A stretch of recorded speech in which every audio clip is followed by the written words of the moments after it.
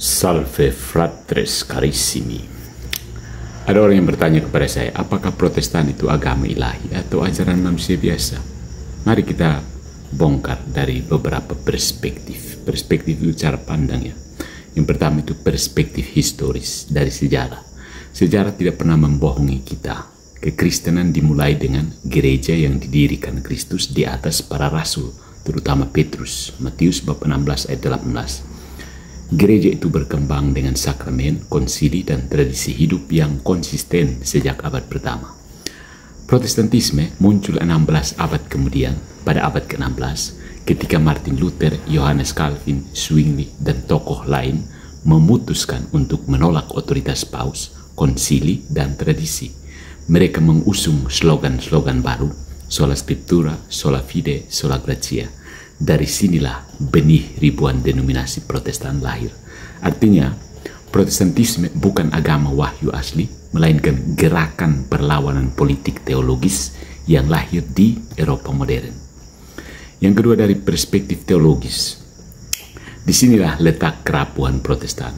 Mereka mengaku hanya kitab suci, sola scriptura, tetapi kitab suci yang mereka pakai adalah Alkitab Katolik yang ditetapkan kanonnya pada Konsili Hippo 393 dan Kartago 397, lalu dikukuhkan oleh Konsili Trente pada tahun 1546. Mereka juga mengaku iman saja, sola fide, yang menyelamatkan. Padahal tidak ada ayat kitab suci yang menyatakan keselamatan hanya oleh iman, melainkan iman yang bekerja oleh kasih. Galatia bab 5 ayat 6. So, apa yang mereka sebut kembali ke Alkitab sejatinya adalah tafsir manusia abad ke-16, bukan doktrin apostolik. Nah, berikutnya dari perspektif filosofis. Secara metafisika, Gereja Katolik berdiri pada fondasi apostolik yang tidak terputus, suksesi dari rasul kepada uskup. Itu memberi bobot ontologis pada sakramen. Protestan menolak fondasi ini dan menggantikannya dengan otoritas pribadi atau komunitas. Hasilnya apa? Fragmentasi. Ribuan denominasi berdiri, masing-masing merasa berpegang pada kebenaran murni. Ini menyingkap paradoks.